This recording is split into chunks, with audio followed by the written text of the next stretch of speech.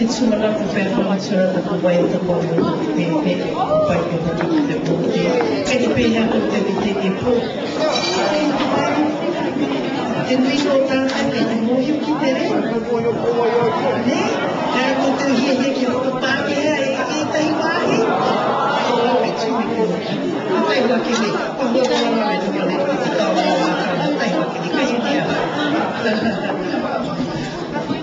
aku buat tahu tu ku ya miti ni po aku buat ini ku Justin Kiriyama ai ka te buku ki te tino ku te tuki pētira ku nāsira kawa ko pita moera tēne no noroto taimi me nā puhi kia ora koutou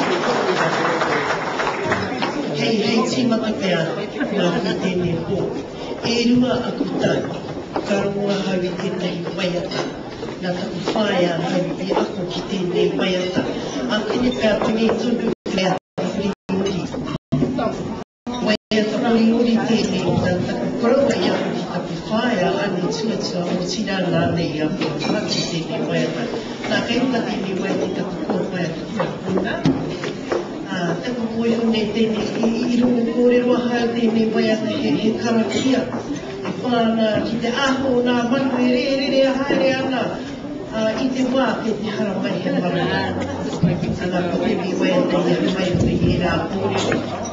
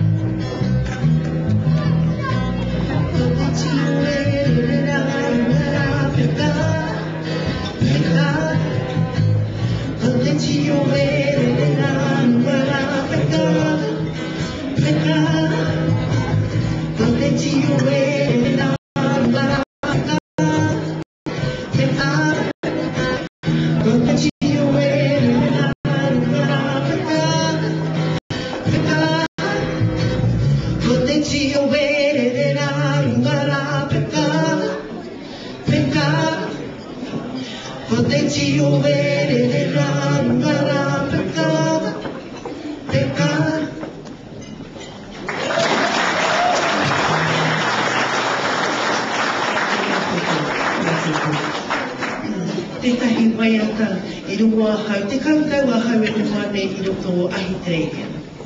O tira I hare ki reira ki te mahi, ki te whai, huarahi. I roto I tēnei mahi e mahi ana nei a hau I tēnei wā. O e no wai mari e ia rā ki te reo ara pō ki mai ki te kāinga. Nā reira, tēnei waiata, te karumarua pēr aku paki ke. Ka runga hau I tēnei waiata. I te kuhuki hana mai mai whahi treia o paki ke kia hau. Ka waiata hia mai tēnei waiata kia hau. I taku rungu hana, ka tangi, ka hoki a I mahara, kia hau e tamariki ana, e pakeke ana I roto o rātoki I kawe.